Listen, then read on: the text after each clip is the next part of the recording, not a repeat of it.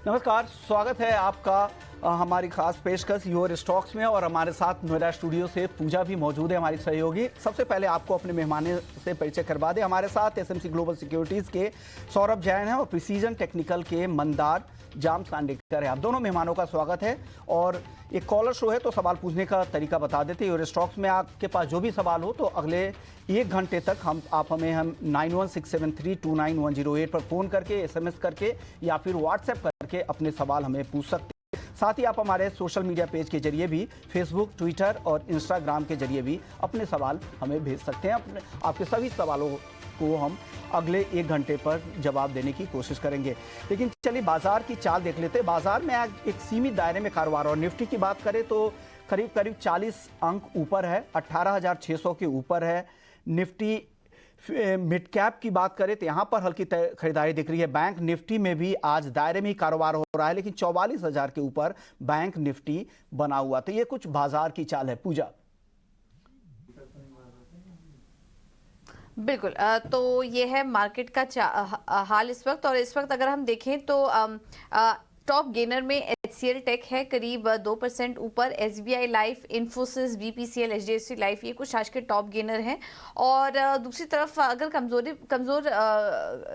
अगर कमजोरी देखें तो L&T, Titan, Asian paints, Maruti Suzuki और सीरीज लैब जैसे स्टॉक आज कमजोरी के साथ कारोबार कर रहे हैं। तो ज्यादा कुछ एक्शन इंडेक्स में तो नहीं दिखाई दे रहा है, दायरे में ही है, लेकिन स्टॉक स्पेसिफिक एक्शन काफी ज्यादा है। मिड कैप इंडेक्स से काफी अच्छा कंट्रीब्यूशन देखने को मिल रहा है। मार्केट ब्रेथ ओवरऑल पॉजिटिव है। अगर एडवांस डिक्लाइन रेशियो देखेंगे तो हर एक गिरने वाले शेयर के सामने लगभग 3 स्टॉक्स ऐसे हैं जो कि हरे निशान में इस वक्त कारोबार कर रहे हैं। देखिए आपके स्क्रीन पर मिड कैप इंडेक्स अब इस वक्त अपने दिन के ऊपरी स्तर पर 113 अंक की मजबूती मिड कैप स्टॉक्स में देखने को मिल रही है। और यहां से जो कंट्रीब्यूशन नजर आ रहा है मिड कैप स्पेस की अगर बात करें तो सबसे ज्यादा तेजी है आज G power, FDC, Sheela foam, Indo count जैसे स्टॉक्स आज अच्छी मजबूती के साथ कारोबार कर रहे हैं। और सेक्टर स्पेसिफिक एक्शन भी आज काफी ज्यादा नजर आ रहा है। लेकिन इंडेक्स भी मजबूती ही है। बैंक निफ्टी देखेंगे तो करीब 33 अंक ऊपर और निफ्टी में करीब 40 अंकों की मजबूती के साथ इस वक्त ट्रेड हो रहा है। चलिए अब एक्सपर्ट को भी शामिल करते हैं और इस बीच अगर आपके भी कुछ सवाल हैं तो वो आप हमसे पूछ सकते हैं। सवाल पूछने का तरीका लगातार आपके स्क्रीन पर फ्लैश होता रहेगा। आप हमें हमारे व्हाट्सएप पर कॉल कर सकते हैं, नंबर 9167329108 पर आप हमें संपर्क कर सकते हैं। और इसके अलावा फेसबुक, इंस्टाग्राम और ट्विटर पर भी अपने सवाल हमसे पूछ सकते हैं। चलिए अब दोनों ही एक्सपर्ट को शामिल करेंगे और आपके सवालों का जवाब देने के लिए हमारे साथ खास मेहमान मौजूद हैं। एसएमसी ग्लोबल सिक्योरिटी से सौरभ जैन और प्रिसीजन टेक्निकल से मंदार भी हमारे साथ जुड़ चुके हैं। आप दोनों का बहुत बहुत स्वागत है। मंदार, सबसे पहले तो आपसे समझना चाहेंगे, मार्केट का एक चेक लेना चाहेंगे आपसे। आज काफी दायरे में कारोबार कर रहा है और ये हफ्ता अगर देखें तो कुछ बड़े इवेंट्स भी आने वाले हैं। फेड की बैठक होगी जिस पर कि दुनिया भर के बाजारों की नजर है। उसके पहले क्या बाजार ऐसे ही रेंज में देख रहे हैं आप? पूजा जी, गुड मॉर्निंग। आपने सही कहा कि ये जो वीक है ये पूरा डेटा फील्ड वीक है, और इसलिए मुझे लगता है कि ये कॉशियसनेस जो मार्केट में हमें दिख रहा है वो उसी के कारण है, और ये उसी तरीके से बाजार ट्रेड करते रहेगा। लेकिन जब हम बाजार की बात करते हैं तो ये इसमें डिवाइड होना चाहिए। पहले तो एक पार्ट होगा इंडेक्स। तो मुझे लगता है कि इंडेक्स जो है वो इस तरीके का एक कॉशियस ट्रेड हमें दिखाएगा, एक range bound kind of trade दिखाएगा, और जिस तरीके से पिछले 2-3 हफ्तों से ट्रेड कर रहा है उसी तरीके का एक indecision kind of range bound trade index में देखने को मिलेगा। लेकिन आउट ऑफ द इंडेक्स जो स्टॉक्स हैं इनमें बहुत बढ़िया सी मूव्स देख रहे हैं। मिड कैप्स और स्मॉल कैप्स में बहुत बढ़िया मूव्स दिख रहे हैं, तो वहां पे अपॉर्चुनिटीज बहुत सारी मिल सकती हैं। तो मुझे लगता है कि स्क्रिप्ट स्पेसिफिक व्यू रखना बहुत इंपॉर्टेंट है। इंडेक्स की अगर बात करते हैं तो 18,550 ये निफ्टी के लिए सपोर्ट बना हुआ है, और ऊपर की तरफ 18,700 800 इस तरीके का रेजिस्टेंस बना हुआ है। सिमिलरली बैंक निफ्टी के लिए 43,800 ये सपोर्ट है, और ऊपर की तरफ 44,500 ये लेवल जो है ये रेजिस्टेंस बनता है। तो इंडेक्स के लिए रेंज बाउंड है, लेकिन इंडिविजुअल स्टॉक्स में बढ़िया सी एक्शन देखने को मिलेगी। इंडेक्स के लिए रेंज बाउंड है, लेकिन ब्रॉडर मार्केट में आपके लिए मौके होंगे, उस पर आप नजर रख सकते हैं। चलिए अब सवाल जवाब का सिलसिला शुरू करते हैं। हमारे साथ वरुण कुमार है। वरुण, पूछिए क्या सवाल है आपका? नमस्कार मैम। नमस्कार सर, पूछिए क्या सवाल है? हाँ सर, मेरे पास ना सर अल्काइल अमीन के स्टॉक है सर, 20 स्टॉक्स है 2892 के भाव पे। मुझे और लगता है पिछले पॉलीप्लेक्स साल है। की खरीद होगी ये, क्योंकि इस साल तो ये भाव नहीं दिखाया अभी तक। हाँ सर, वही तो मैं लंबा पर्पस के लिया था, मेरा लॉन्ग टर्म व्यू ही था सर, नियर अबाउट 10 इयर्स का। तो ये 10 इयर्स का लाइक स्टॉक है सर। मैं पूछ के अभी आपको बताता हूँ। और सौरभ, एक पॉलीप्लेक्स चलना भी है, 2005 का भाव पे मैंने खरीदा 10 शेयर सर। ओके, पॉलीप्लेक्स किस भाव पे खरीदा था आपने? 2005। 2005। पॉलीप्लेक्स और अल्काइल अमाइंस, ये दो शेयर है इनके पास। सौरभ बताइए, ये लंबी अवधि के निवेशक है, क्या करना चाहिए? इनको होल्ड करना चाहिए दोनों स्टॉक्स को? देखिए, अगर दोनों ही स्टॉक की बात करें, अल्काइल अमीन की बात करें, तो वैल्यूएशन के लिहाज से थोड़ा महंगा अभी भी दिखता है इतने करेक्शन के बाद। देखने वाली बात यह है कि केमिकल क्षेत्र में जितना इन कंपनियों को गेन आ रहा था, जो मार्जिन एक्सपेंशन हो रहा था, अब वो मार्जिन कॉन्ट्रैक्शन में बदल गया है। अगर नतीजे भी आप देखेंगे सिक्वेंशली, तो वहां पर मार्जिन्स में पिटाई हुई है, जो प्रॉफिटेबिलिटी है वो गिरी है। और इस जिस तरह की वैल्यूएशन पे स्टॉक ट्रेड हो रहा है, तो वो जस्टिफाई नहीं हो रहा है। मुझे लगता है कि क्योंकि इन्होंने ऊंचे दाम पे लिया है और थिंग्स अभी इंप्रूव नहीं हो रहे हैं, तो इनको हो सकता है थोड़ा लंबा रखना पड़े। मेरे हिसाब से होल्ड करें। पॉलीप्लेक्स कॉर्पोरेशन में भी अगर देखा जाए, तो जो बिजनेस डायनामिक्स हैं वो उतने अच्छे नहीं चल रहे हैं, प्रेशर आ रहा है पैकेजिंग के कारोबार में। कंपनी ने भी चिंता जताई थी जब नतीजे आए थे। तो दोनों ही स्टॉक में अभी तो जो ऑपरेशनल परफॉर्मेंस है वो निराशाजनक ही है। लेकिन मेरी सलाह से अभी 1-2 क्वार्टर होल्ड करें। अभी नेक्स्ट अर्निंग सीजन आने वाला ही है, तब अर्निंग्स को वॉच करें, तब स्टॉक रिव्यू कर सकते हैं। ठीक है, तो पॉलीप्लेक्स को आप होल्ड करके रखिए, अर्निंग सीजन आएगा उसमें शायद कुछ एक्शन देखने को मिल सकता है और उसका असर स्टॉक प्राइस पर भी दिखेगा, तो फिलहाल होल्ड करिए स्टॉक को। चलिए अब अगला सवाल ले लेते हैं, और ये हमें ट्विटर पर आया है, दिल्ली से सुदेश जी ने भेजा है और इनका सवाल है वेदांता पर। 100 शेयर्स हैं, 292 पर इन्होंने लिया हुआ है। ये अभी बात नहीं हो पाई कब की खरीद है, हो सकता है हाल फिलहाल की खरीद हो, डिविडेंड का फायदा लेने के लिए यहाँ पर इन्होंने एंट्री ले ली हो। बट चलिए राय दिलवा देते हैं आपको। मंदार क्या सजेस्ट करेंगे वेदांता पर? इनकी खरीदारी के पास ही स्टॉक इस वक्त कारोबार कर रहा है। पूजा, टेक्निकली अगर देखते हैं तो चार्ट फिलहाल स्टॉक एक सपोर्ट पे ट्रेड कर रहा है। 270 268 इस तरीके का इस स्टॉक में सपोर्ट बना हुआ है। तो मुझे लगता है कि जब तक ये सपोर्ट पे ट्रेड कर रहा है, जब तक सपोर्ट को रिस्पेक्ट करता है, तब तक तो पोजीशन होल्ड करनी चाहिए। इसमें जो स्टॉप लॉस है वो 260 का होगा, 260 के स्टॉप लॉस से पोजीशन होल्ड कर सकते हैं। और अगर इसी तरीके से रिस्पेक्ट करते रहा और यहाँ पे अगर हमें बाइंग इंटरेस्ट अभी फिलहाल तो पिछले 7-8 ट्रेडिंग सेशन से इसमें बहुत डल काइंड ऑफ ट्रेड दिख रहा है। लेकिन अगर इसमें वॉल्यूम, अगर इंटरेस्ट फिर से लौट के आ जाता है और सपोर्ट को रिस्पेक्ट करता है, तो मुझे लगता है 300-330 तक का इसमें एक अपमूव देखने को मिल सकता है। तो इसलिए फिलहाल तो होल्ड कीजिए, 260 का स्टॉप लॉस रखना है। ओके, तो ये व्यू आपके लिए वेदांता के लिए। लेकिन चलिए अगले दर्शक का सवाल ले लेते हैं। एनआर चौहान है हमारे साथ। चौहान साहब, पूछिए, क्या सवाल है आपका? सर, आप अपने टीवी का वॉल्यूम म्यूट कीजिए और फिर सवाल पूछिए। इनके ऑडियो में कुछ दिक्कत हो रही है, लेकिन चलिए इनका सवाल ले लेते हैं। अवान ऑफशोर इन्होंने लिया है, 200 शेयर है 327 के भाव पे। 327 के भाव, अभी अवान ऑफशोर के शेयर्स तो काफ़ी नीचे आ चुका है। क्या काफ़ी नुकसान भी हो रहा है? मुझे लगता है काफ़ी पुरानी खरीद है, इसलिए कि 7-8 साल पहले ये भाव थे। 2007-8 के दौरान तो ज़बरदस्त रैली भी दिखी थी, उसके बाद से लगातार डाउन ट्रेंड में है। क्या मंदार जी, क्या लग रहा है इसमें क्या करना चाहिए अवान ऑफशोर में? अब इनको काफ़ी नुकसान हो रहा है, लंबे समय से फंसे हुए हैं यहाँ पर। विश्वमोहन जी, देखिए इस स्टॉक ने पिछले 15-16 साल से तो परफॉर्म किया नहीं है। एक डाउन ट्रेंड में ये स्टॉक बना है।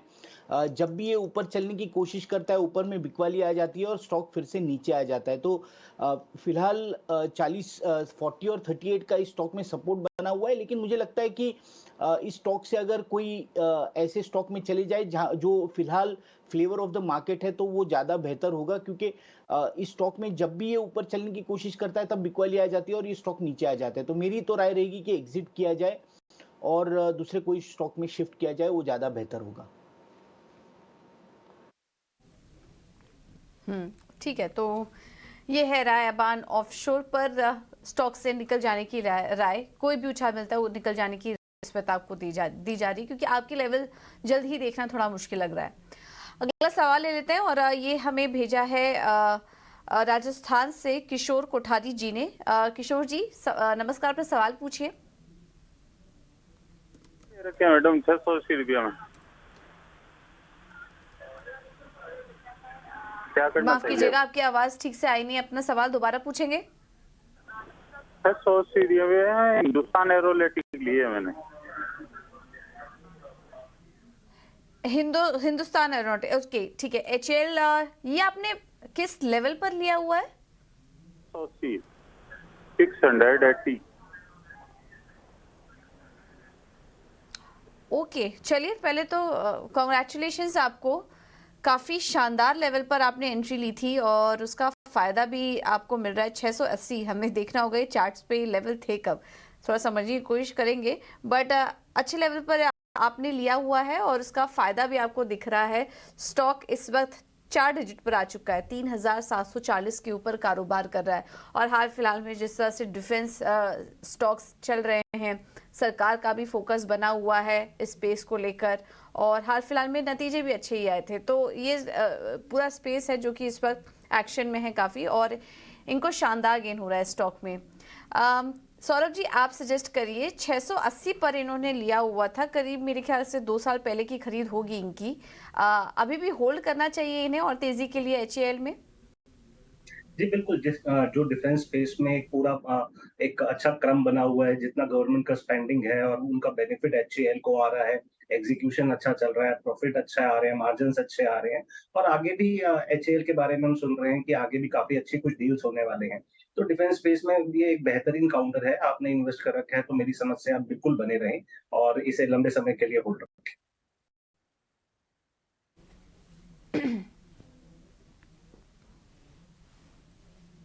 ठीक है, तो ये है राय एचएएल पर आपके लिए, अभी भी आप होल्ड कर सकते हैं लॉन्ग टर्म के लिए, कोई दिक्कत नहीं है स्टॉक में। दर्शक का सवाल है, उन्होंने सवाल भेजा है व्हाट्सएप के जरिए। संजय नाम है, गांधीनगर से इन्होंने सवाल भेजे हैं। एमएसटीसी के 50 शेयर है 353 के भाव पर। सौरभ बताइए क्या करना चाहिए इनको? एमएसटीसी 50 शेयर 353 पे। जी माफ कीजिए, ये स्टॉक कवरेज में नहीं है, इसके बारे में नहीं बता पाऊंगा। मंदार आपके कवरेज लिस्ट में है क्या? आप बता दीजिए एमएसटीसी में क्या करना चाहिए इनको। विष्णुमोहन जी देखिए, फिलहाल तो एक बहुत ही छोटे कंसोलिडेशन में ये स्टॉक ट्रेड कर रहा है। इसमें जो सपोर्ट बनता है वो 300 से लेके 310 के आसपास है, और 320 325 का इस स्टॉक में रेजिस्टेंस बना हुआ है। तो मुझे लगता है कि ये कंसोलिडेशन जब भी ब्रेक करेगा तब इसमें एक ऊपर वाला मूव स्टार्ट हो सकता है, और ऊपर की तरफ इस स्टॉक में 360 से लेके 385 का टारगेट भी बन सकता है। तो ये जो दो लेवल्स हैं ऊपर की तरफ 320 325, ये रेजिस्टेंस वॉच करना चाहिए। ये जब भी ब्रेक करेगा तब ऊपर का टारगेट जो मैंने डिस्कस किया वो उसके लिए एम करेगा। फिलहाल जो एग्जिस्टिंग पोजीशन है उसमें स्टॉप लॉस रखना चाहिए 295 का। सो 295 के स्टॉप लॉस से होल्ड कीजिए और ये रेंज ब्रेक होने दीजिए। ओके ठीक है, तो ये है राय एमएसटीसी पर। अब अगला सवाल ले लेते हैं। इंस्टाग्राम पर बिहार से हमें भेजा है राकेश कुमार जी ने। इनके पास इन्फोसिस है 24 शेयर, जिन्होंने 1860 पर लिया हुआ है, और काफ़ी ऊपर की खरीद है इनकी। 1860 तो जनवरी के आसपास लगे थे, लेकिन बहुत ऊपरी लेवल पर इन्होंने ले लिया था, और उसके बाद से हम देख रहे हैं आईटी स्टॉक्स में, आईटी सेक्टर में ओवरऑल जो दिक्कतें चल रही थी, इन्फोसिस पर भी उसका एक असर दिखा। इस वक्त 1280 पे कारोबार कर रहा है और अभी इनको नुकसान ही हो रहा है। बट अब सौरभ जी क्या सजेस्ट करेंगे? इन्फोसिस फंडामेंटल तो ऐसी कुछ दिक्कत है नहीं, लॉन्ग टर्म के लिए होल्ड कर ही सकते हैं, लेकिन इन्फोसिस के बजाय कोई और स्टॉक है आपको आईटी सेक्टर से जो कि ज़्यादा बेहतर लग रहा है बजाय इन्फोसिस के? जितनी भी बड़ी आईटी कंपनियां हैं सब संघर्ष कर रही हैं रेवेन्यू को बढ़ाने के लिए। तकरीबन बीएफएसआई से 35 से 40% रेवेन्यू आता है, और ज्यादातर जो रेवेन्यू आ रहा है, जो बिजनेस हो रहा है, वो अमेरिका और यूरोपियन देशों से हो रहा है।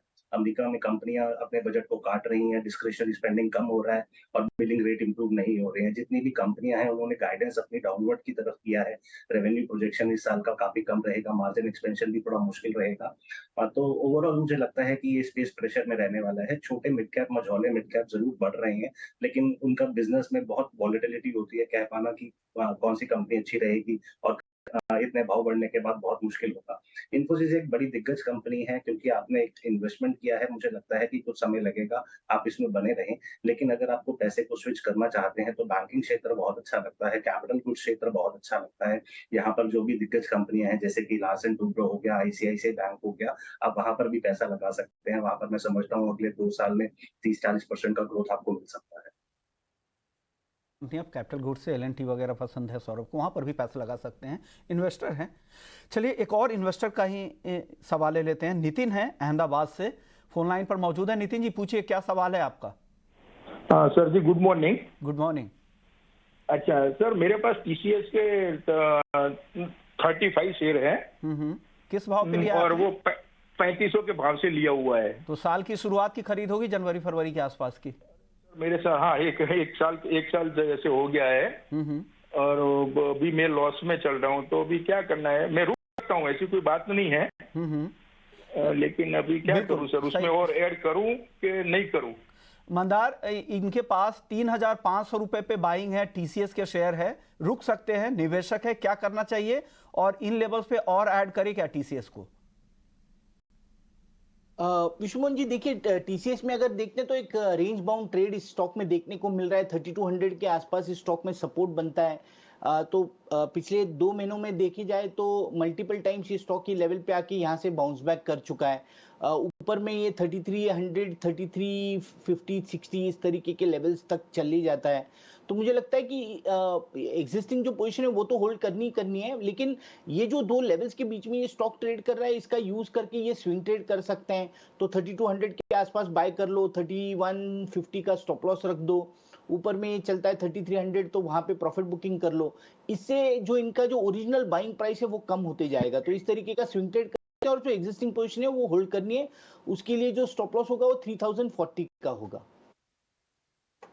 इसको लेकर ये व्यू आपके लिए है। लेकिन चलिए अब एक खास मेहमान हमारे साथ जुड़ गए हैं। हमारे साथ हैं IIFL के फाउंडर निर्मल जैन। सर स्वागत है आपका, आपने वक्त निकाला ईटी नाउ स्वदेश के लिए। सबसे पहला मेरा सवाल होगा, आप लोग फंड रेज की योजना है आपकी, जिसमें 300 करोड़ रुपए आप जुटाना चाह रहे हैं, और साथ ही ग्रीन शू ऑप्शन के जरिए भी 1200 करोड़ जुटाने की योजना है। इस जो फंड जुटाना चाहते हैं निर्मल जैन साहब, इसका इस्तेमाल कहाँ पर किया जाएगा?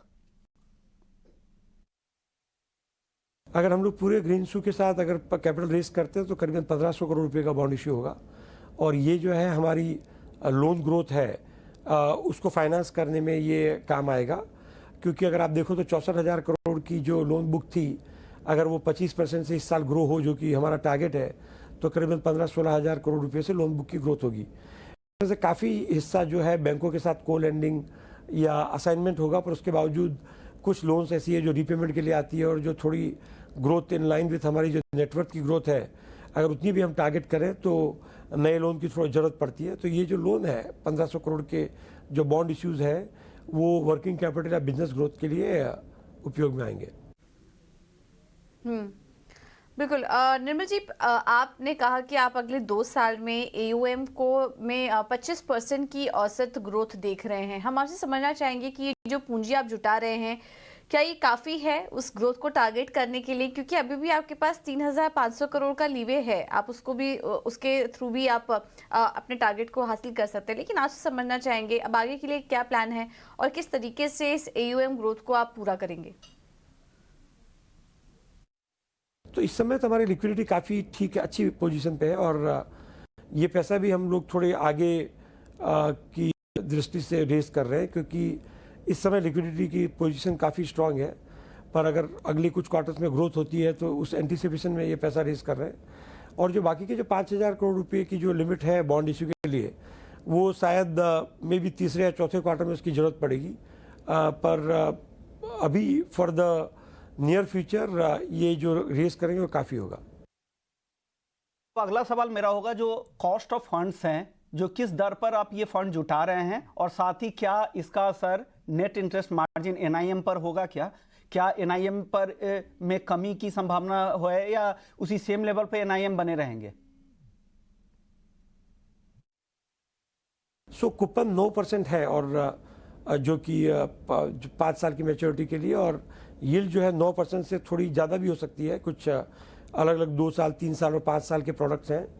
पर 9% के आसपास जो कॉस्ट ऑफ फंड है वो इंक्रीमेंटल कॉस्ट ऑफ फंड के हिसाब से ठीक है। और जो पब्लिक इशू का पैसा होता है वो कभी कभी बैंक या म्यूचुअल फंड या इंश्योरेंस से थोड़ी सी उसकी कॉस्ट ज़्यादा होती है, पर क्योंकि हमें डिवर्सिफाई करना होता है तो ये हमारे प्लान के मुताबिक है और कॉस्ट ऑफ फंड पे इसका कोई ज़्यादा असर नहीं पड़ेगा। और जो निम है हमारी 6-7% के आसपास, उसको हम मेंटेन कर पाएंगे। आपके बुक्स में होम लोन और गोल्ड लोन का काफी कंट्रीब्यूशन है, करीब 2/3 तो योगदान इन दोनों सेगमेंट से आता है। इसके बारे में थोड़ा समझना चाहेंगे, किस तरह की ग्रोथ आप देख रहे हैं, प्रोवाइडेड अब इस पूरे सेक्टर में कंपटीशन भी बढ़ता जा रहा है, स्पेशली बैंक की तरफ से, तो आने वाले समय में आप कंपटीशन कैसा देख रहे हैं और किस तरह की ग्रोथ आप एक्सपेक्ट कर रहे हैं? बैंकों की कंपटीशन काफ़ी स्ट्रांग है क्योंकि बैंकों को भी रिटेल एसेट ग्रो करना है और इसीलिए वो हमारे साथ को लेंडिंग की पार्टनरशिप के लिए भी काफ़ी उत्सुक है। परंतु हमारी जो ब्रांचेस हैं, जो ज्योग्राफिकल एरियाज़ में है और जो कस्टमर सेगमेंट हैं, हम उस नीश को कैटर करते हैं जहाँ पे बैंक्स नहीं पहुँच पाती है। तो इस समय जिस समय इकोनॉमी का अगर बहुत ही अच्छा रुख है और बहुत ही अच्छी ग्रोथ रहेगी तो बैंकों के लिए भी ग्रोथ के लिए काफ़ी जगह है और हमारे लिए भी ग्रोथ के लिए काफ़ी जगह है। लेकिन निर्मल जैन साहब, एमएफआई का जो सेगमेंट है, एक काफ़ी लंबे स्लो डाउन के बाद अब यहाँ की पे रिकवरी दिख रही है, यहाँ से कुछ लग रहा है कि बेहतर इस सेक्टर में, इस सेगमेंट में बेहतर होगी। तो क्या लग रहा है आगे किस तरह के आउटलुक की उम्मीद है और ओवरऑल एयूएम में कितना कंट्रीब्यूशन इसका आ सकता है? ये सेक्टर में गवर्नमेंट और आरबीआई की पॉलिसीज काफ़ी प्रैग्मेटिक रही है और वो समझते हैं कि ये सेक्टर जो है बॉटम ऑफ द पिरामिड को कैटर करता है और जो गांवों में या कुछ शहर के दूर हिस्सों में जो लोग इनकम जनरेटिंग एक्टिविटी के लिए पैसे नहीं जुटा पाते, उनके लिए माइक्रो फाइनेंस लोन काफ़ी हैंडी और काफ़ी अच्छी रहती है। अब इस सेक्टर में काफ़ी अच्छा ग्रोथ है क्योंकि इकोनॉमी जिस समय रिकवर हो रही है तो इस सेक्टर में हम देखते हैं कि क्रेडिट की डिमांड और जो परफॉर्मेंस है कलेक्शन का, दोनों सुधर जाते हैं। तो इंक्रीमेंटल बेसिस पे यह सेक्टर काफ़ी अच्छा काम कर रहा है और मैं समझता हूं कि अगर हमारी जैसे ग्रोथ ओवरऑल ग्रोथ 25% हो तो हो सकता है कि इस सेगमेंट की ग्रोथ ज़्यादा भी हो सकती है, 30% के आसपास। सर, FY23 में हमने देखा कि आपने 900 ब्रांचेस ऐड किए थे और FY24 में आपका प्लान है करीब 150 से 200 ब्रांचेस ही ऐड करने का। इतनी ज़्यादा कमी क्यों है ब्रांचेस को ऐड करने में? इसके पीछे की वजह समझना चाहेंगे आपसे। हमने पिछले 2 सालों में काफ़ी एग्रेसिवली ब्रांचेस ऐड किए हैं और अभी हमारी जो ब्रांच के जो टोटल काउंट है माइक्रो फाइनेंस गोल्ड लोन मिला के 4000 के आसपास है, जो कि इस ग्रोथ को सस्टेन करने के लिए काफ़ी है। तो अब हम ये चाहेंगे कि जो ब्रांचेस हमने पिछले 2 सालों में नई सेटअप की है उनकी ग्रोथ जो है एक ऑप्टिमम लेवल तक जाए, उसके पहले कि हम नए एक्सपेंशन की तरफ देखें। तो इस साल हम लोग पॉज कर रहे हैं एक्सपेंशन को और जो पुरानी ब्रांचेस हैं और जो कुछ खास करके जो पिछले 2 सालों की जिसमें अभी भी पूरा पोटेंशियल हम टैप नहीं कर पाए, उनके ऊपर हमारा ध्यान रहेगा। और जो 150-200 नई ब्रांचेस हैं वहाँ पे कुछ ब्रांचेस शिफ्ट हो रही है, कुछ बड़ी ब्रांचेस हम स्प्लिट कर रहे हैं और कुछ ऐसी स्ट्रैटेजिक लोकेशंस हैं जहाँ पे पहले हमने ब्रांच प्लान की थी मगर सेटअप करने में देरी हुई है, तो इस साल वो कमीशन होगी। ओके, निर्मल जैन साहब, अब आखिरी सवाल आपसे मेरा ये होगा, जो इंक्रीमेंटल बुक है उस पर क्रेडिट कॉस्ट किस तरह की आगे रहेंगी, खास करके अगर एमएफआई स्पेस की बात करें? और एक और मेरा सवाल होगा माइक्रो फाइनेंस से रिलेटेड ही, अगर FY24 को लेकर अगर आप एसेट क्वालिटी को लेकर कुछ गाइडेंस दे पाए तो। एसेट क्वालिटी हमारे पिछले 2 क्वार्टर में बहुत ही अच्छी तरह से सुधरी है। अब जो GNP है वो 2% से कम है, NNP 1% के आसपास है, अब 1% से भी कम होंगे। तो एसेट क्वालिटी और जो हमारे लॉसेस है, लोन लॉसेस प्रोविजंस, वो 1.5 से 2% के बीच में एनुअलाइज बेसिस पर रहेंगे। माइक्रो फाइनेंस में तो इंक्रीमेंटल बेसिस पे मैं समझता हूँ कि 1% या उससे भी कम रहेंगे। और एसेट क्वालिटी का गाइडेंस अभी जो सुधरता हुआ जो दौर है वो अब कंटिन्यू करेगा और एसेट क्वालिटी मुझे लगता है कि इस साल में और भी सुधरेगी। शुक्रिया निर्मल जैन साहब, आपने वक्त निकाला हमारे लिए और पूरी चर्चा की। जो NCD के जरिए जो ये फंड जुटाने की योजना है उसको लेकर क्या तैयारी है और आगे का आउटलुक क्या है और क्या गाइडेंस आप दे रहे हैं। चलिए कुछ और भी सवालों को शामिल करेंगे। इंस्टाग्राम पर हमें सवाल मिला है पुणे से रमिल जी का। 2 सवाल हैं इनके। पहले HDFC लाइफ ले लेते हैं। 200 शेयर्स 490 पर लिया था, शानदार मुनाफा हो रहा है। इस वक्त स्टॉक देखेंगे तो 580 के ऊपर कारोबार कर रहा है, 588 पर ट्रेड कर रहा है और इनको भी करीब 20,000 के आसपास का मुनाफा हो रहा है। सौरभ, आपसे समझना चाहेंगे HDFC लाइफ अभी भी कंटिन्यू करें? देखिए, जितनी भी इंश्योरेंस कंपनी वैल्यूएशन में थोड़ा ज़्यादा है और आगे बिज़नेस आउटलुक थोड़ा वीक लग रहा है। मुझे लगता है कि इन्हें अच्छा खासा मुनाफ़ा हो रहा है। यहाँ से पैसा बुक करके बैंकिंग क्षेत्र, कैपिटल गुड क्षेत्र, ऐसे किसी क्षेत्र में किसी दिग्गज अच्छी कंपनी में पैसा डाल सकते ठीक है। HDFC लाइफ अभी फिलहाल मुनाफा बुक करने की राय आपको दी जा रही है स्टॉक से। दूसरा जो स्टॉक है वो है बैंक ऑफ इंडिया का। इनके पास वहाँ हल्का नुकसान है इनको, क्योंकि इन्होंने एंट्री ली है 79 पर और इस वक्त स्टॉक 73 के आसपास कारोबार कर रहा है। स्टॉक में हम देख रहे हैं लगातार एक गिरावट भी देखने को मिल रही है। पिछले एक महीने में स्टॉक करीब 5% टूट चुका और 6 महीने का चार्ट देखेंगे तो 25% की गिरावट स्टॉक में देखने को मिली है। सरकारी बैंक वैसे तो चले थे, लेकिन बैंक ऑफ इंडिया में हम देख रहे हैं कि गिरावट ही बनी हुई है। कुल मिला के एक डाउन ट्रेंड में है ये स्टॉक। मंदार, यहाँ क्या करें? बैंक ऑफ इंडिया में कुछ तेजी की उम्मीद कर रहे हैं आप? 79 पर लिया था, अब 73 पर आ चुका है। यहाँ से और गिरेगा या अब रिकवरी की उम्मीद करें? मुझे देखिए, फिलहाल तो कंसोलिडेशन में है। पिछले 6 महीने से ये स्टॉक 65 के लेवल्स को सपोर्ट के तौर पे रिस्पेक्ट कर रहा है और ऊपर की तरफ 9500 ये रेजिस्टेंस बना हुआ है। तो जब तक ये रेंज में ट्रेड कर रहा है तब तक तो मेरी राय रहेगी होल्ड करना चाहिए। 63 का इसमें स्टॉप लॉस बनाए रखें और 6 महीने का कंसोलिडेशन है। और एक चीज ध्यान रखिए कि ये कंसोलिडेशन जो है, इससे पहले इस स्टॉक ने ऑलरेडी एक मूव दिखाई है और जिसमें वो डबल हो चुका है। यानी आप अगर पिछले साल का लास्ट क्वार्टर अगर देखते हैं, अक्टूबर नवंबर दिसंबर का पीरियड, तो उस समय 45 से ये स्टॉक 100 रुपीज तक चला था। तो बहुत ही फास्ट मूव देखने को मिली और उसके वजह से ये कंसोलिडेशन। तो मेरी तो राय रहेगी कि फिलहाल तो होल्ड कीजिए, 63 का स्टॉप लॉस रखिए और ये रेंज में ट्रेड करते रहेगा। ऊपर में आपको 90-100 रुपए का भी भाव मिलेगा, लेकिन इसमें जो एक असली मूव, असली रिटर्न अगर इसमें बनना हो तो वो 100 रुपए का जब भी लेवल ब्रेक करेगा तब उसके बाद ये स्टॉक मल्टीबैगर कैंडिडेट भी बन सकता है। तो फिलहाल तो होल्ड कीजिए, 63 का स्टॉप लॉस रखिए। ठीक है, तो मल्टीबैगर कैंडिडेट है ये। 100 के ऊपर निकला तो ये कंडीशनल कॉल है। फिलहाल आप होल्ड करिए और 63 का स्टॉप लॉस जरूर लगा लीजिए, जिससे आपको ज्यादा नुकसान ना, आपका नुकसान जो है वो और ना बढ़े इस स्टॉक में। हालांकि नजर रखिए, बीच बीच में रिव्यू भी करती रहिए इस स्टॉक को। चलिए अब आगे बढ़ेंगे और हम आपके लिए कमोडिटी मार्केट की जो बारीक बातें हैं उसे आसान भाषा में आपके सामने रखने की कोशिश करते हैं। तो रुक करते हैं हमारे अगले सेगमेंट का, कमोडिटी की ABCD।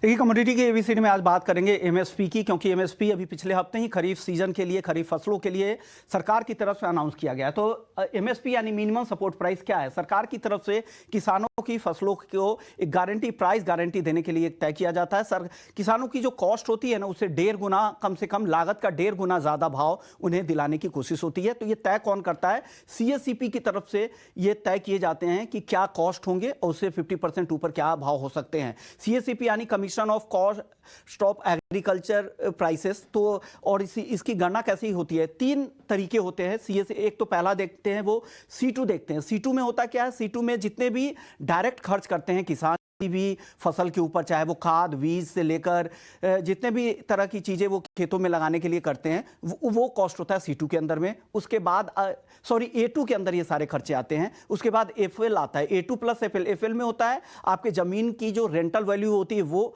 और उसका अगर उस रेंटल वैल्यू के ऊपर ब्याज क्या होता है, तो A2 प्लस FL। अब प्लस C2 में हो जाता है जो उनके फैमिली के लेबर्स वगैरह काम करते हैं, उसको भी इसमें शामिल किया जाता है।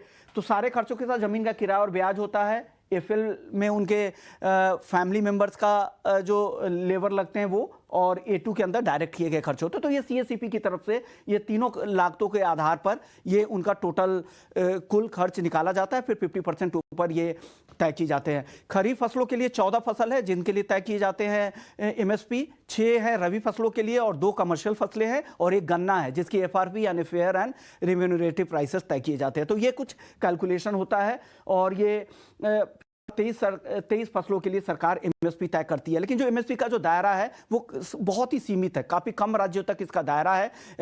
6% ही किसानों को इसका फायदा मिल रहा है। तो सरकार की कोशिश ये है कि एमएसपी का दायरा बढ़ाया जाए। ऐसे राज्य जहां पर किसान इसका फायदा नहीं उठा पा रहे हैं, क्योंकि अभी तक एमएसपी का फायदा ज़्यादातर यहाँ पंजाब, हरियाणा, एमपी, यूपी के कुछ इलाके, वहीं पश्चिमी यूपी के कुछ इलाके, वहीं पर इसका फायदा हो रहा है। तो बाकी किसानों को भी इसका फायदा देने के लिए अलग अलग व्यवस्थाएं यहाँ पर की जा रही है। तो ये एमएसपी के कुछ गणित है जिनको समझना बहुत जरूरी था। ठीक है। तो ये है एमएसपी की बारीकियां जो कि आसान भाषा में विश्वमोहन आपको बताए थे, और इसके मायने क्या है किसानों के लिए, ट्रेडर्स के लिए, ये भी हमने समझने की कोशिश की। अब वापस से रुक करते हैं इक्विटी मार्केट का, और लगातार हमें कुछ सवाल मिल रहे हैं। इस बीच हमारे साथ धुले से दर्शक जुड़े हैं, भूषण जैन। भूषण जी नमस्कार, किस टॉपिक सवाल है आपका? हेलो हेलो जी भूषण जी, सवाल पूछिए अपना। मैडम मेरे पास आईटीसी के 180 शेयर है, 223 रुपए 24 पैसे के भाव से। अच्छा, ये कब लिया था आपने? 2-1 साल हो गए होंगे होल्डिंग के लिए। ओके, आईटीसी 2-1 साल हो गए और काफी तेजी से आपको इस स्टॉक में मुनाफा भी हुआ इस वक्त। पहले तो मुबारकबाद देना चाहेंगे। आईटीसी में तो हमने रिकॉर्ड लेवल्स भी देखे कुछ समय पहले। मेरे ख्याल से पिछले हफ्ते ही रिकॉर्ड लेवल बनाया स्टॉक ने।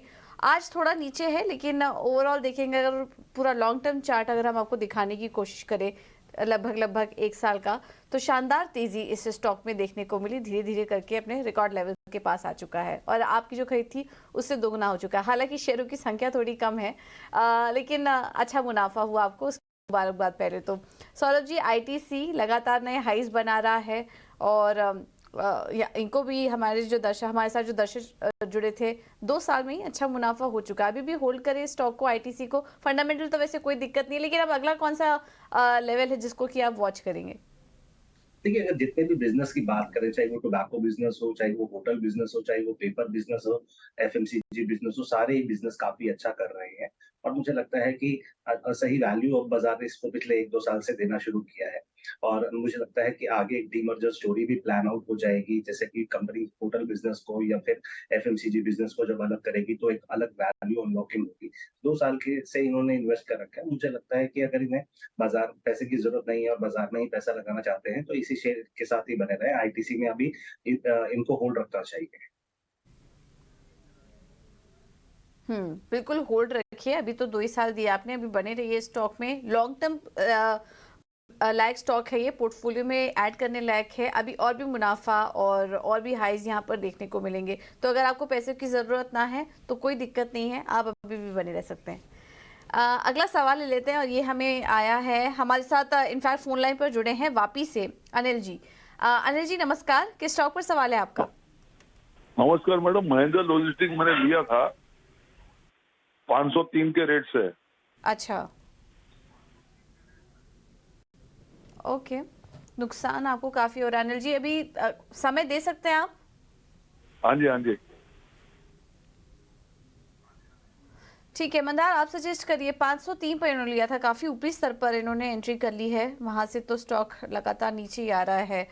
क्या लग रहा है आपको, अभी और वीकनेस लग रही है आपको स्टॉक में? अगर थोड़ा और समय दे तो क्या चांसेस हैं कुछ नुकसान इनकी भरपाई हो सकती है, या फिर निकल जाओ कोई दूसरे स्टॉक आप इनको सुझाएंगे? पूजा जी देखिए, करंट लेवल्स पे स्टॉक में सपोर्ट बनता है। 350 का जो लेवल है ये बहुत ही बढ़िया सा सपोर्ट है। पिछले 3 महीने से तो ये लेवल को रिस्पेक्ट कर रहा है स्टॉक। तो मुझे लगता है कि सपोर्ट पे ट्रेड कर रहा है, इसलिए फिलहाल तो होल्ड की राय होगी। इसमें जो स्टॉप लॉस होगा वो 340 को होगा। 340 के स्टॉप लॉस से आप पोजीशन होल्ड कीजिए। और ये स्टॉप लॉस बहुत इंपॉर्टेंट है, क्योंकि ये अगर लेवल 350 का लेवल जो सपोर्ट है वो ब्रेक हो जाता है तो ये स्टॉक नीचे में 200-220 तक भी गिर सकता है। तो इसलिए 340 का स्टॉप लॉस बनाए रखिए। अब पिछले 3 महीने से स्टॉक ने 390-400 के आसपास एक रेजिस्टेंस भी बनाया हुआ है। तो वो ये रेजिस्टेंस जब भी ब्रेक करता है तब फिर ऊपर के टारगेट्स के बारे में डिस्कस कर पाएंगे। फिर उसके बाद एक शॉर्ट टर्म अपमूव भी स्टार्ट हो सकती है, लेकिन फिलहाल आप पोजीशन होल्ड कीजिए। 340 का इसमें स्टॉप लॉस बनाए रखिए।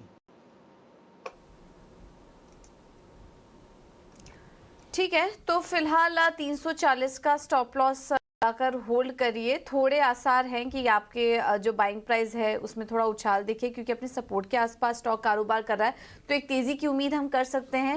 लेकिन कोई उछाल निकले या वापस से रिव्यू कर लीजिए इस स्टॉक को, तो वो बेहतर होगा महिंद्रा लॉजिस्टिक्स में। चलिए अब अगले दर्शक को शामिल कर लेते हैं। हमारे साथ इपुल पटेल जी जुड़े हैं फोन लाइन पर। नमस्कार, अपना सवाल पूछिए।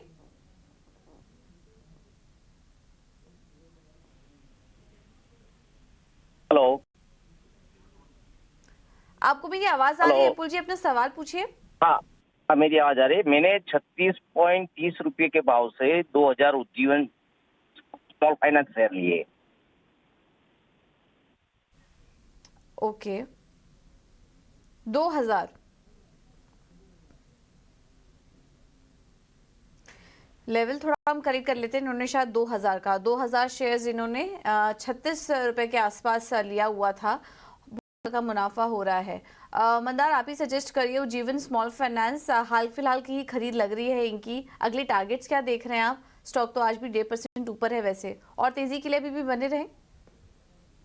पूजा जी, मुझे लगता है ये स्टॉक में होल्ड करना चाहिए, क्योंकि ये स्टॉक हाल ही में इसमें जो एक रेजिस्टेंस बना हुआ था 33-34 के लेवल्स पे, ये ब्रेक करके ऊपर चला है, तो इस स्टॉक में अपसाइड तो है।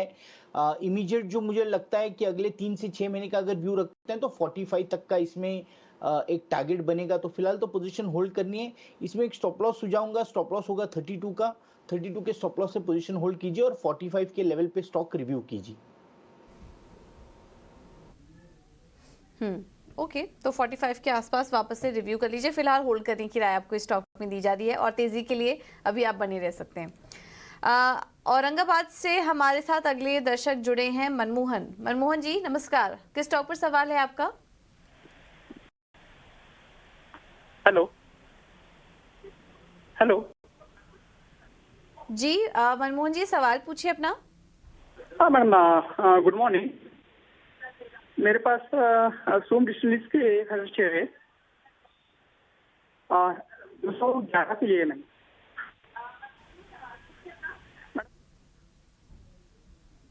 ठीक है, ओके, चलिए कॉन्ग्रेचुलेशंस पहले तो आपको।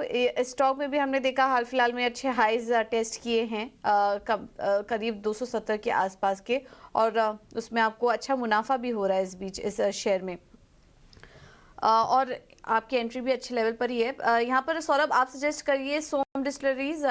एक और दर्शक हैं जो कि अच्छे लेवल पर इन्होंने एंट्री की और शानदार गेन हो रहा है, करीब 50,000 के आसपास का मुनाफा इनको हो रहा है स्टॉक में। अभी क्या करें और तेजी के लिए बने रहें? देखिए, अगर वैल्यूएशन की बात करें तो सबसे हाई वैल्यूएशन पे चल रहा है, तकरीबन 5 टाइम्स वैल्यू पे चल रहा है। एक छोटी कंपनी, नतीजे कंपनी के ठीक आ रहे हैं, पर मुनासिब रहेगा अगर यहाँ पर मुनाफा बांध ले। मेरी सलाह यहाँ प्रॉफिट बुकिंग की रहेगी। ठीक है, तो प्रॉफिट बुक कर लीजिए। अच्छा मुनाफा आपको हो रहा है, लेकिन सही समय पर प्रॉफिट बुक कर लेंगे तो जो भी गेन है वो आपके पास सुरक्षित आ जाएगा, क्योंकि काफ़ी हाई वैल्यूएशंस पे अभी कारोबार कर रहा है, तो यहाँ से थोड़ा करेक्शन आ सकता है। तो मुनाफा पहले अपना बुक करिए, उसे प्रोटेक्ट करने की कोशिश कीजिए। अगला सवाल ले लेते हैं, और ये हमें पंजाब से आया है महेश जी का। इनफैक्ट वो हमारे साथ फोन लाइन पर जुड़ चुके हैं। महेश जी नमस्कार, किस टॉप पर सवाल है आपका?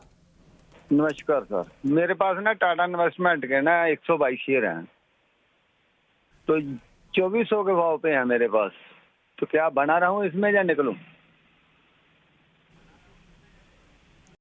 2400 पर लिया था, 2358 पर कारोबार कर रहा है, तो लगभग 50 पॉइंट्स नीचे है आपकी खरीद से ये शेयर।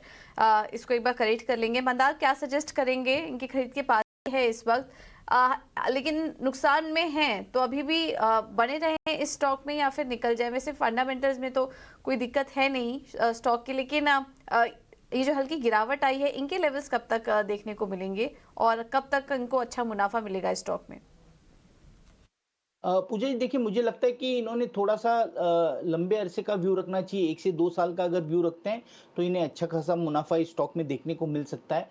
अब जो करंट लेवल से यहाँ पे इस स्टॉक में एक रेजिस्टेंस बनता है 2400 के आसपास, तो ये ब्रेक करता है तो फिर ये स्टॉक ऊपर चलेगा। 27-2800 तक का इसमें टारगेट भी बनेगा।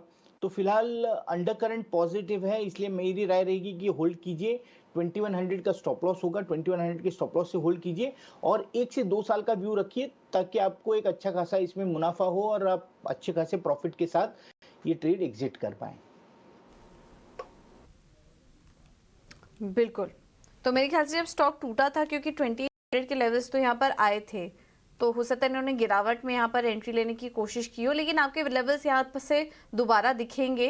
अभी स्टॉक का ओवरऑल ट्रेंड पॉजिटिव नज़र आ रहा है, तो एक तेज़ी के लिए आप रुक सकते हैं और 2800 के आसपास वापस आए तो फिर से रिव्यू कर लीजिए और 1-2 साल का समय दीजिए। थोड़ा समय आपको देना पड़ेगा स्टॉक में, तब आपको अच्छा मुनाफा यहाँ पर देखने को मिलेगा। टाटा इन्वेस्टमेंट में ये रहा है। फेसबुक पर सवाल आया है पुणे से निरंजन जी का। चंबल फर्टिलाइजर्स के स्टॉक है इनके पास, 1000 शेयर्स 317 पर लिया है। चंबल फर्टिलाइजर अभी इस वक्त अगर देखें तो इनको हल्का नुकसान हो रहा है, 278 पर स्टॉक आ चुका है। हालांकि आज 1% ऊपर है, लेकिन इनकी खरीद भाव से स्टॉक काफी ज्यादा नीचे आ चुका है। सौरभ, चंबल फर्टिलाइजर पर क्या सजेस्ट करेंगे आप? देखिए ओवरऑल जो पहले लग रहा था कि एल नीनो होगा, थोड़ा बारिशें कम होंगी, अभी उतना प्रॉब्लम नहीं लग रहा है, थोड़ा सा मानसून डिले है। देखने वाली बात यह है कि अगर मानसून ठीक से पैन आउट हो जाता है तो मुझे लगता है कि फर्टिलाइजर कंपनियां जरूर कम बैक करेंगी। फिलहाल के लिए मुझे लगता है कि इन्हें होल्ड रखना चाहिए और एवरेज बिल्कुल नहीं करनी चाहिए। एवरेज नहीं करें और होल्ड रखें चंबल फर्टिलाइजर को। अगला सवाल ले लेते हैं, ये व्हाट्सएप पर हमें आया है पुणे से अक्षय जी का। एक्सिस बैंक है इनके पास और दोनों बैंकिंग स्टॉक है, दिग्गज प्राइवेट बैंकिंग स्टॉक पर इनकी खरीद है। पहला तो है एक्सिस बैंक, 1000 शेयर्स 725 पे लिया है और 975 पर कारोबार कर रहा है। भारी मुनाफा हो रहा है इनको इस स्टॉक में, करीब 2.5 लाख रुपए के मुनाफे में है। एक बार आईसीआईसीआई बैंक भी इनका चेक कर लेते हैं।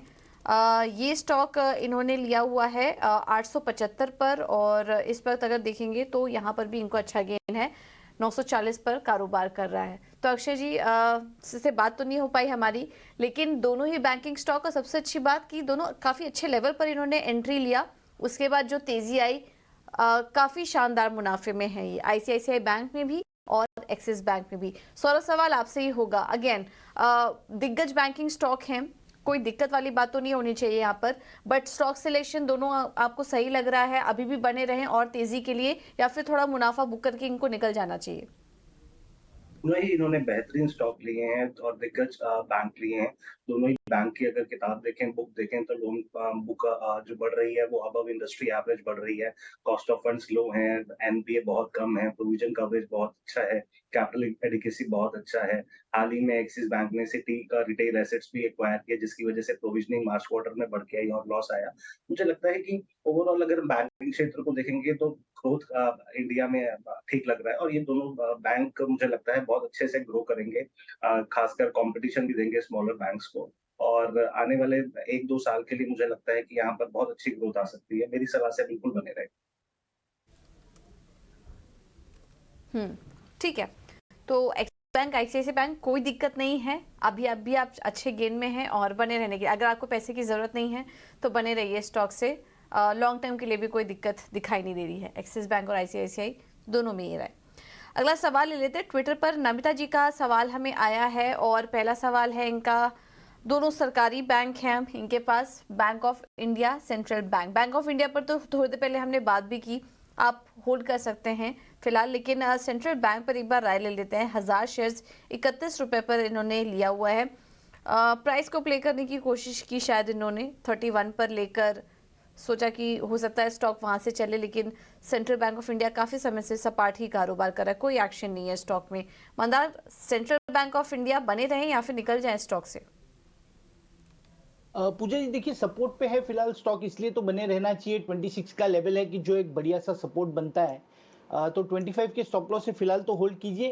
ऊपर की तरफ इसमें 29 का एक रेजिस्टेंस है, ये ब्रेक करता है तो फिर ऊपर में ये स्टॉक आपको 36 से लेके 40 तक का एक मूव दिखा सकता है, तो फिलहाल तो होल्ड कीजिए, 25 का स्टॉप लॉस रखिए। ठीक है, तो 25 का स्टॉप लॉस के साथ होल्ड करने की राय है और आपके लेवल्स आपको यहाँ पर जल्द देख सकते हैं। अगला सवाल फेसबुक पर आया है हमें त्रिपुरा से विश्वराज जी का।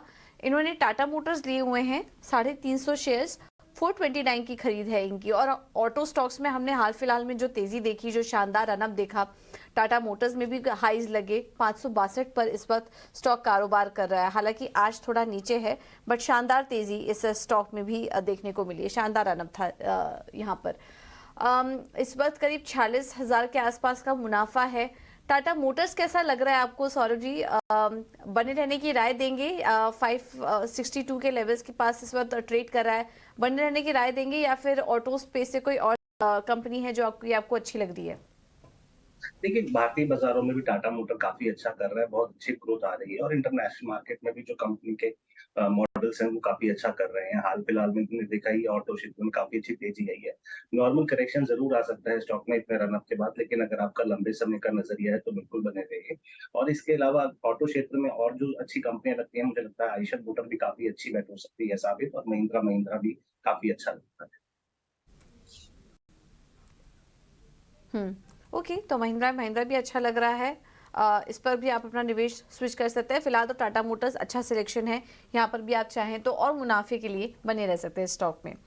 चलिए अब अगला सवाल ले लेते हैं। ये हमें लखनऊ से भेजा है राजेश जी ने।